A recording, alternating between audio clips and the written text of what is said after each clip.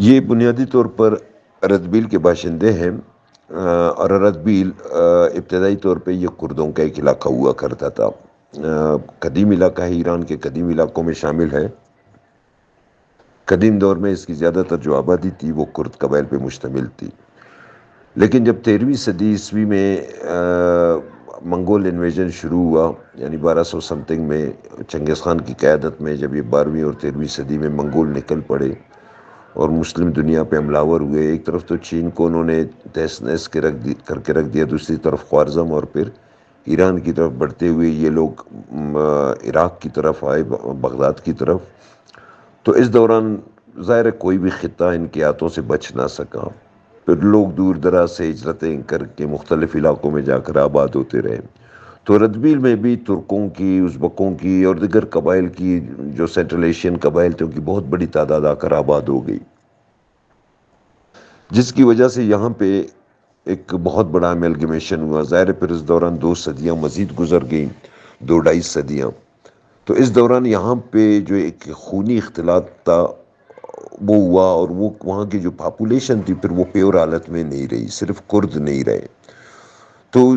جو صفوی تھے وہ شیخ صفی الدین کی اولاد تھے، جو یہیں پہ اردبیل کا ایک صوفی تھا، ایک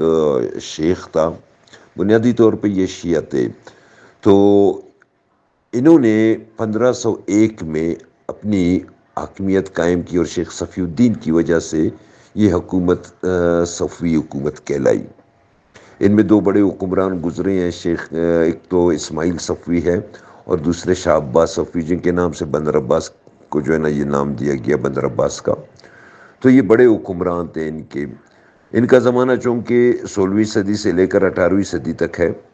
لہٰذا اس دوران بلوچستان کی جو پوزیشن تھی 1450 میں، جب 1410 میں جب ایران پر سے منگولوں کی حاکمیت کا خاتمہ ہوا تو ایران میں صفوی برسر اقتدار آئے،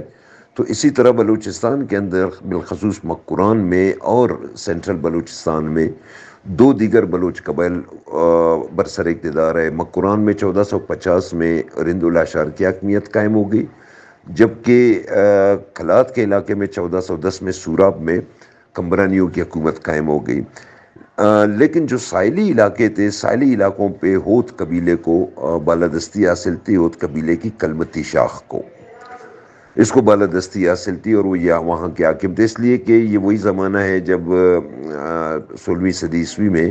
بلوچستان کے ایک مشہور ہیرو امل جیند کی جنگیں ہوتی ہیں پرتگیزیوں کے خلاف، سمندری جنگیں ہوتی ہیں، اور پھر وہ بلوچستان کے ساحل کے کئی شہر پرتگیزی حملہ کے ہاتھوں جل جاتے ہیں، جن میں گوادر اور پسنی شامل تھے، اور کئی دیگر علاقے بھی شامل تھے۔ تو اس دوران جو ہے نا امل جیند کا کردار منظر عام پہ آتا ہے۔ صفویوں کی کوشش تھی کہ وہ گوادر بندرگاہ کو اپنے ہاتھوں میں لے لیں۔ اس زمانے میں جو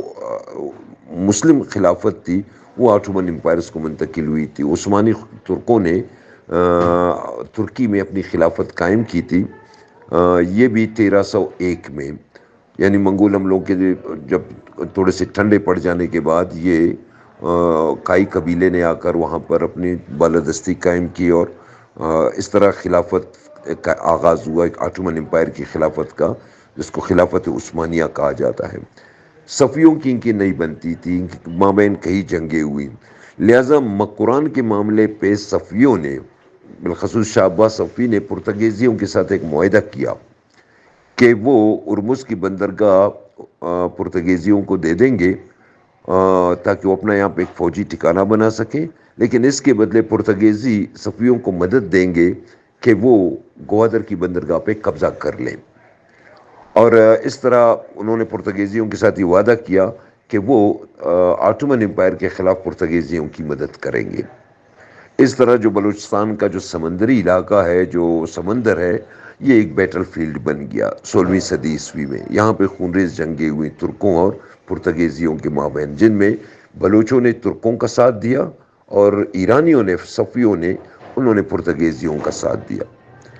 تو اس طرح بعد میں 1738 میں صفوی حکومت کا خاتمہ ہوا، اور خطے پر افشاریوں نے قبضہ کیا، ایران پہ نادر شاہ افشار نے۔ لیکن اس دوران یہ بات ذہن میں رہے کہ نادر شاہ افشار بھی جب برسر اقتدار آیا تو مکران اور کلات کی آزادانہ حیثیت تھی، یہ صفویوں کے انڈر کبھی بھی نہیں رہے۔ تاریخ کی جس کتاب کو بھی آپ مطالعہ کریں گے آپ کو وہاں پہ صفوی ڈائنسٹی کے اندر بلوچستان کے حدود نظر نہیں آئیں گے۔